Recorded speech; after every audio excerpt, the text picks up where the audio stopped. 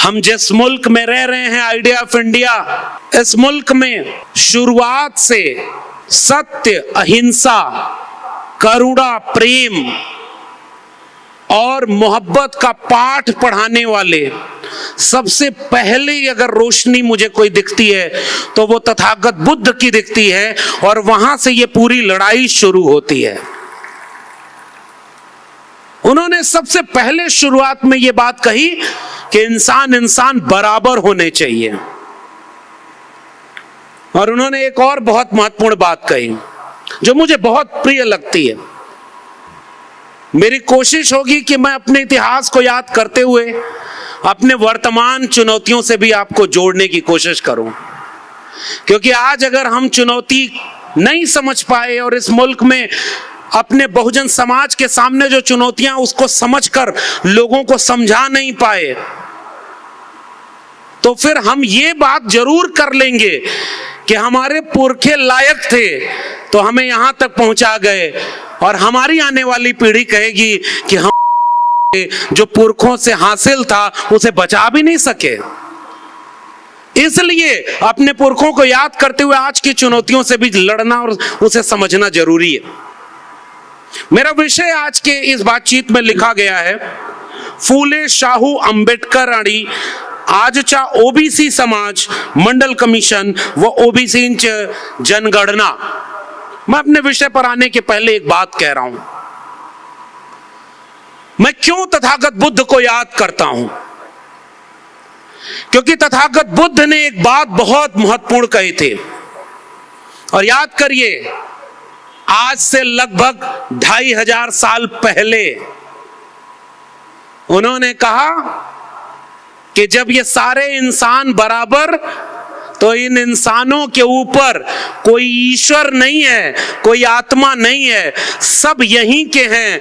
यहीं का प्रज्ञाशील, करुणा, विवेक और इन सब से निकली हुई वैज्ञानिक तार्किक चेतना, उसके जरिए उन्होंने समझाया कि इसके बाहर कोई नहीं। यहीं के लोगों ने हमें बांट करके कर्मकांड और अंधविश्वास में फंसाया है। तथागत बुद्ध से उनके लोगों ने पूछा कि आपका असली पैगाम क्या है? तथागत बुद्ध ने कहा, और ये मेरा सबसे प्रिय वाक्य है, कि किसी किताब में लिखा हो तो सच मत मान लेना, कुछ लोग कह रहे हो तो सच मत मान लेना, ढेर सारे लोग कह रहे हो तो सच मत मान लेना, जो तुम्हें सच लगे वही सच मानना। अप दीपो भव, अपना दीपक स्वयं बनो। इसलिए मैं कह रहा हूं, सबसे पहली रोशनी आइडिया ऑफ इंडिया की तथागत बुद्ध है, और वहां से उन्होंने इंसानियत का पाठ इस मुल्क को पढ़ाया। ये एक युद्ध का दौर है साथियों। एक तरफ उनकी विचारधारा है जिनका नाम लेने से भी मैं इस मंच को हल्का नहीं करना चाहता, आप सब जानते हैं, और एक विचारधारा हमारी है जिसको हम शान से याद कर रहे हैं, और उसकी पहली मशाल तथागत बुद्ध थे। और बुद्ध के खिलाफ युद्ध किसने छेड़ा? आपने चूंकि ओबीसी वाले मुद्दे पर मुझे जोर देकर बोलने को कहा है, और ऐसे वक्त में कहा है जब इस देश का प्रधानमंत्री भी खुद को ओबीसी ही कहता है, तो मैं उसका फायदा उठाऊंगा और मैं ये सवाल पूछूंगा कि अगर अमेरिका में जाके इस देश के प्रधानमंत्री को यह कहना पड़ता है कि हम युद्ध के नहीं बुद्ध के देश हैं, तो हम यहां से सवाल पूछते हैं कि इस मुल्क के प्रधानमंत्री बताएं कि इस मुल्क में वापस लौटकर वो क्यों बुद्ध के खिलाफ युद्ध छेड़े हुए हैं। उन्हें विदेश में बुद्ध याद आते हैं और यहां के बुद्ध को खत्म करना चाहते हैं। कैसे? इतिहास में भी दर्ज है कि बुद्ध के खिलाफ युद्ध किसने छेड़ा था। फिर भी वो विचारधारा वापस खड़ी होती है। और मैं साहित्य का विद्यार्थी हूं, मैं दिल्ली विश्वविद्यालय में हिंदी पढ़ाता हूं और महाराष्ट्र की जमीन पर खड़ा हूं। ज्ञानदेव, नामदेव, तुकाराम से होते हुए जो दूसरी सबसे बड़ी मशाल, मुझे महात्मा कबीर की याद आती है। कबीर, रैदास, पलटू दादू, भीखा, बुल्ले शाह, बाबा फरीद, चोखा मेला, बसवन्ना। वो एक क्रांति का दौर था जिन्होंने फिर से इस पूरे मुल्क को ही नहीं दुनिया को कहा कि इंसान इंसान सब बराबर हैं। काकर पाथर जोर के मस्जिद लई चिनाए ताचड़ मुल्ला बाग दे, क्या बहरा हुआ खुदाए।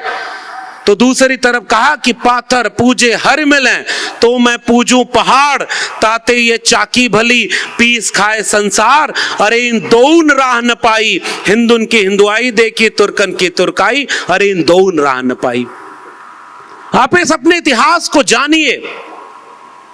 और मैं जानता हूं कि ये इस पंडाल में यहां जितने लोग आए हुए हैं वो तो जानते हुए लोग हैं। देखिए भाई, कुछ आलोचना भी मैं करूंगा। इस पंडाल में या इस सभागार में जितने लोग हैं, इनकी औसत उम्र अगर आप निकालेंगे तो कितनी होगी? अधिकांश लोग 50 साल और उसके ऊपर के हैं। नौजवान कहां हैं?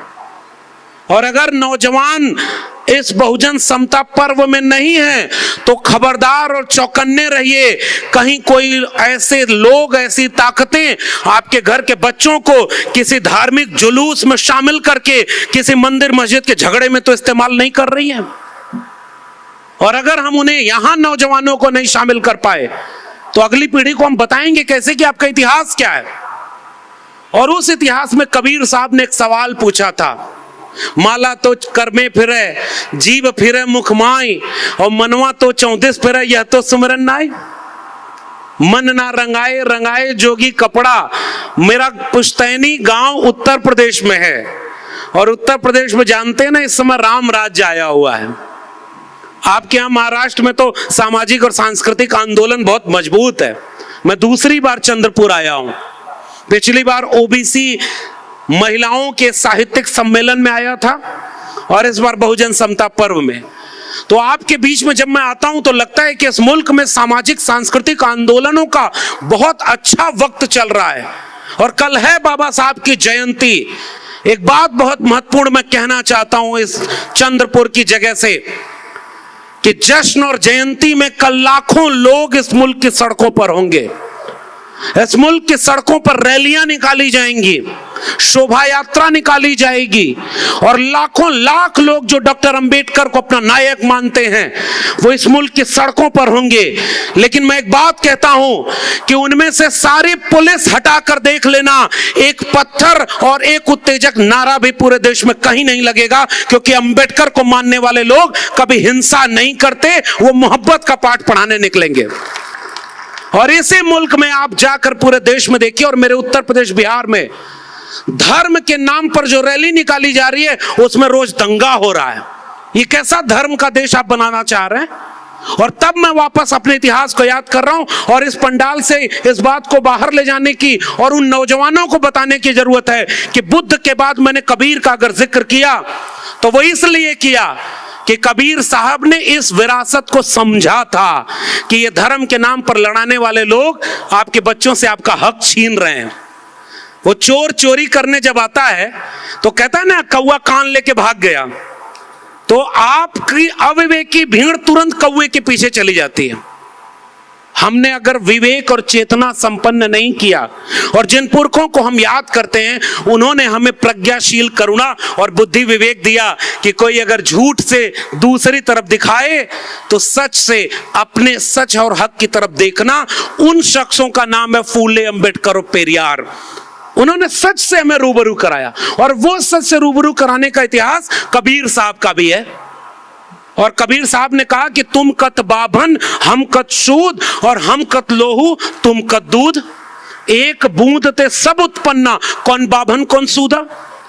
तो जो anti caste movement Tathagata Buddha के यहां से चला था, वो एंटी कास्ट मूवमेंट 13वीं 14वीं 15वीं शताब्दी में इस आइडिया ऑफ इंडिया में फिर से एक आकार लेता है।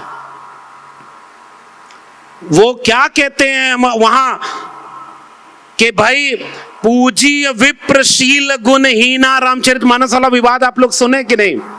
उत्तर भारत में आजकल रामचरितमानस वाला एक विवाद चल रहा है, और उस विवाद में एक सवाल पूछा गया है कि ये क्यों कहा गया कि पूजी विप्र। विप्र मतलब जानते हैं कि नहीं? विप्र मतलब ब्राह्मण। और ब्राह्मण के लिए क्या कहा गया? मुखस्य जायते ब्राह्मण बाहुर नाम क्षत्रिय। दुनिया में इंसान एक तरह से पैदा होते हैं, ये ऐसा अकेला देश है जहां कोई मुख से पैदा हुआ, कोई भुजाओं से पैदा हो गया। अगर इस देश के प्रधानमंत्री को ये बातें बतानी है बाहर विदेशों में जाकर, तो उनको जाकर बता दें कि भाई तुम लोग हमसे बहुत पीछे हो, हमारे यहाँ कोई मुख से और कोई भुजाओं से भी पैदा होता है। भाई आप जाके अपनी वाहवाही लूटिए, शेर पाला है, लेकिन आप नहीं बता सकते ये सारी बातें, क्योंकि इस बातों पर दुनिया वाले हंसेंगे। और हम आपसे सवाल पूछने, हमारे पुरखों ने आपसे सवाल किया और उन्होंने कहा कि तुम कैसे कहते हो कि पूज्य विप्रशील गुणहीना शूद्र गुणगण ज्ञान प्रवीणा। तब हमारे पुरखे रविदास ने कहा कि पूज्य चरण चंडाल के जो होवे गुण प्रवीण। और ऐसे आइडिया ऑफ इंडिया में हम अपने इतिहास को अपनी नई पीढ़ी को जानने देना चाहते हैं।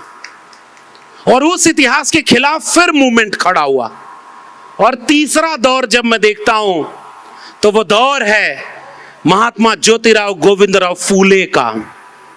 और फूले साहब को जब मैं पढ़ता हूं, जानने की कोशिश करता हूं, तो एक किस्सा मुझे याद आता है कि फूले साहब, पढ़ाई छूट गई। लोग जब पढ़ने जाते थे फूले साहब, तो उनके घर पे जाकर के पिता को समझा दिया कि आपका बच्चा बिगड़ रहा है, क्योंकि जो घर पे ब्राह्मण आते थे उनसे वो तर्क करते थे। पढ़ाई छोड़वा दी। फिर दो लोग मिले, उन्होंने फिर से फूले साहब का नाम लिखवाया, पिताजी को समझाया। फूले साहब ने पढ़ाई की, फ्रेंच रिवॉल्यूशन और अमेरिकन रिवॉल्यूशन की किताबें पढ़ी, ज्ञान विज्ञान को पढ़ा समझा, और उसके बाद एक किताब कायदे के लिख दी, गुलामगिरी, कि गुलामों को गुलामी का एहसास करा दो, अपनी बेड़ियां वो खुद ब खुद तोड़ लेंगे। और इसलिए महात्मा फूले ने कोशिश क्या की, वो 18वीं शताब्दी का दौर, और महाराष्ट्र के लोगों, हमारे हिंदी साहित्य के इतिहास में दो नवजागरण पढ़ाया जाता है, एक बंगाल का नवजागरण और दूसरा महाराष्ट्र का नवजागरण। बंगाल के नवजागरण को ऐसे पढ़ाया जाता है कि जैसे सबसे प्रमुख वही है, और महाराष्ट्र के नवजागरण को इसलिए नहीं पढ़ाया जाता क्योंकि महाराष्ट्र के नवजागरण ने सबसे महत्वपूर्ण सवाल जो इस देश का था, एंटी कास्ट मूवमेंट का सवाल था, उसको एड्रेस कर रहा था। इसलिए आइडिया ऑफ इंडिया में महाराष्ट्र के नवजागरण को बाहर कर दिया गया। फूले साहब को सिलेबस में नहीं रखा गया, बाबा साहब की किताबें नहीं पब्लिश कराई गई।